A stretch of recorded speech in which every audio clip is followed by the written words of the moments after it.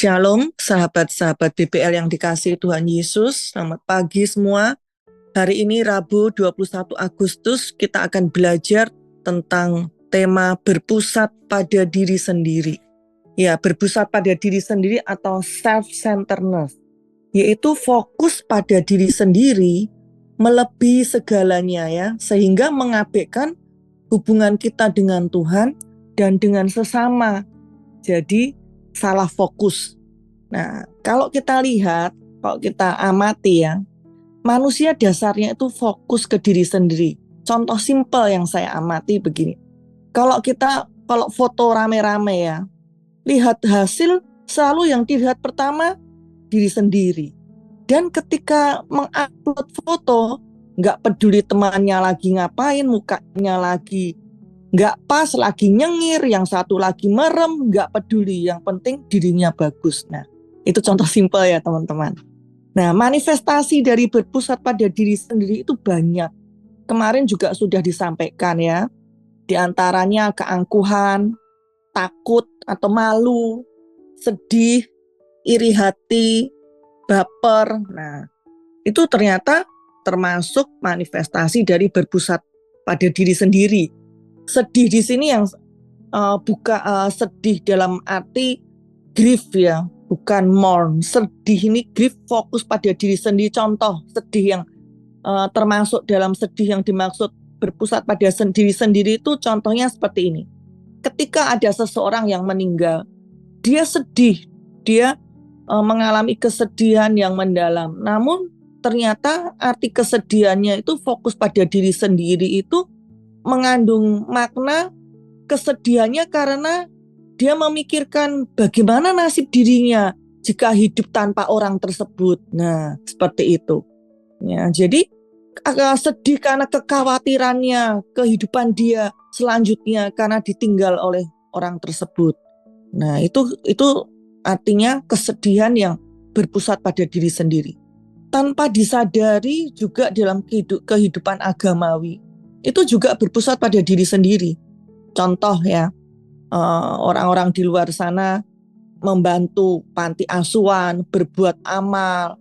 Jika ditanya, ya itu untuk menabung di akhirat. Ujung-ujungnya buat diri sendiri, untuk menyelamatkan diri sendiri. Nah, di dalam kekristenan tidak seperti itu. Tuhan membawa kita bukan pada diri sendiri.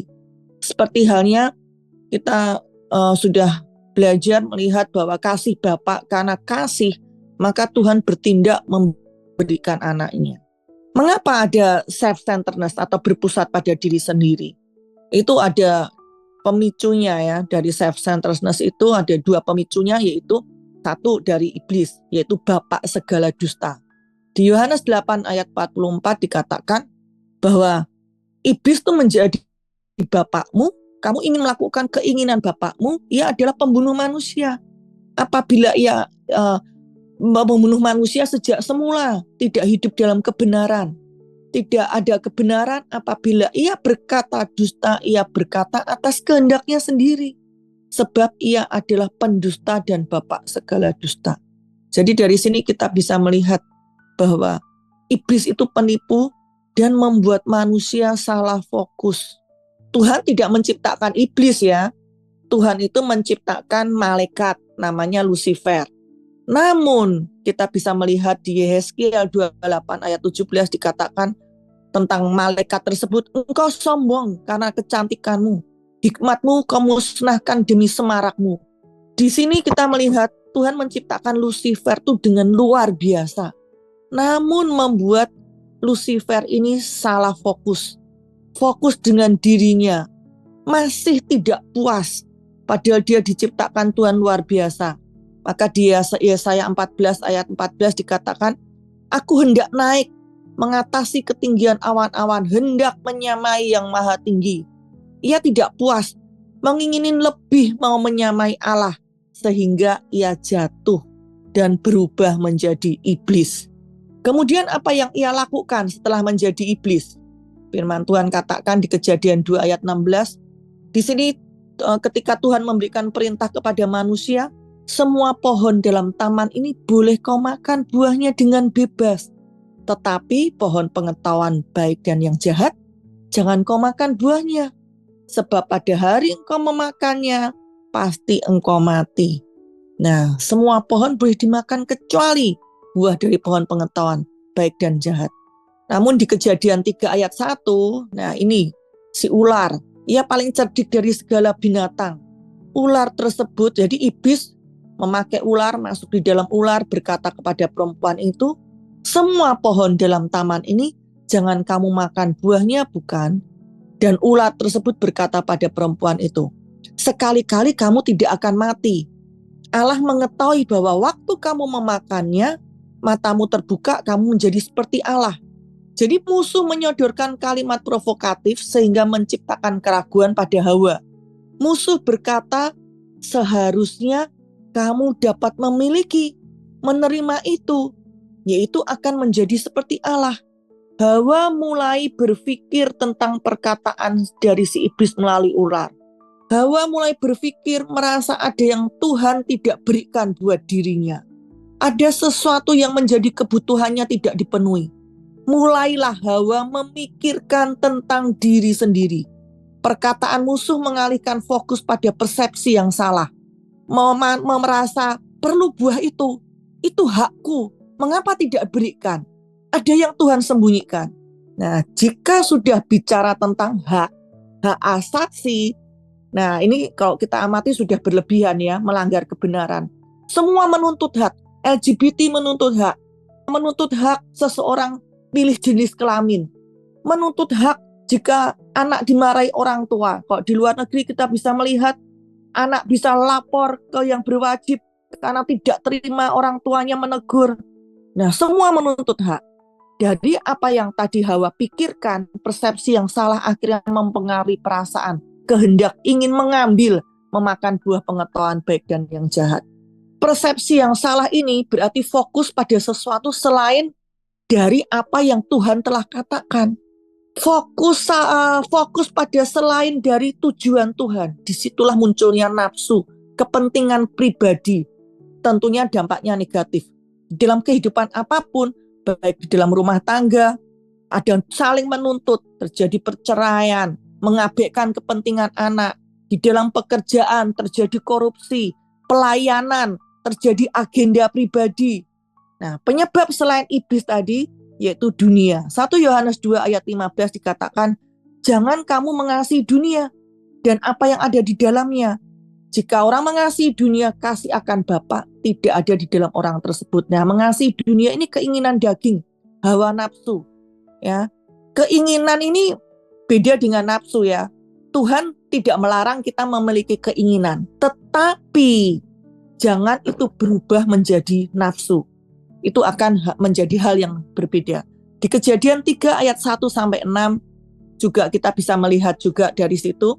Kemudian di 1 Yohanes 2 ayat 15 dikatakan, jangan kamu mengasihi dunia dan apa yang ada di dalamnya. Jikalau orang mengasihi dunia, kasih akan Bapa tidak ada di dalam orang itu. Tuhan Yesus dicobai oleh iblis dengan apa? Dengan tawaran-tawaran dari dunia.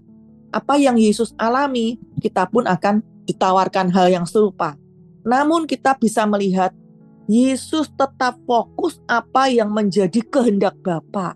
Nah, kemudian di Amsal 13 ayat 10 dikatakan keangkuhan hanya menimbulkan pertengkaran. Jadi di sini kita bisa melihat penyebab pertengkaran hanya keangkuhan, kesombongan. Karena memiliki fokus yang salah. Berpusat pada diri sendiri adalah akar dari segala kesombongan. Kita tahu ya, manusia terdiri dari roh, jiwa, dan tubuh. Jika kita berjalan fokus berpusat pada diri sendiri, yaitu pada jiwa kita, maka di situ akan berpotensi untuk terjadinya konflik. Jiwa itu ada pikiran, perasaan, dan kehendak. Pikiran itu persepsi kita sangat berpengaruh. Perasaan, ya, seringkali baper, sensitif yang berlebihan.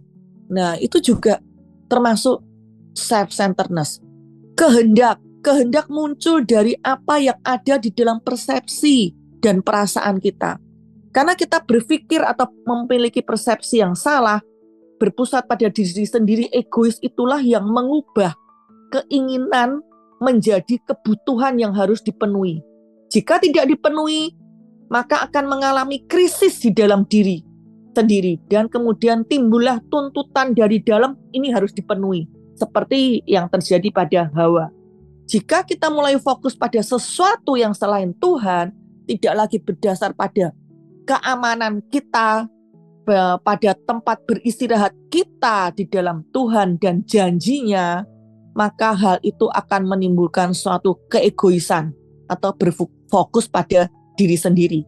Saya ulangi lagi ya, jika kita mulai fokus pada sesuatu selain Tuhan, tidak lagi berdasar pada keamanan diri kita dan tempat peristirahatan kita di dalam Tuhan dan janjinya, maka hal itu akan menimbulkan suatu keegoisan, berfokus pada diri sendiri. Apa yang menjadi fokus kita, maka hal itu yang akan menjadi besar. Jadi ketika kita mulai fokus pada kebutuhan daripada apa yang menjadi sumbernya, kita akan mengalihkan pandangan, memfokuskan pada kebutuhan, maka daging kita akan meningkat, kebutuhan itu berubah menjadi daftar yang panjang. Ya, akhirnya berkembang menjadi sesuatu yang harus dipenuhi. Tidak heran jika terjadi yang tadi saya sebutkan, kejahatan, akhirnya mencuri, merampok, korupsi untuk memenuhi segala tuntutan.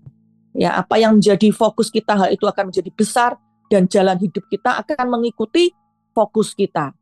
Jika hal ini terjadi dalam rumah tangga, tuntutan juga muncul, menganggap pasangan tidak dapat memenuhi kebutuhan menurut persepsi dia, maka akan muncul konflik. Jadi setiap kali kita menemukan diri kita dalam kepekaan yang berlebihan, itu juga bentuk keegoisan.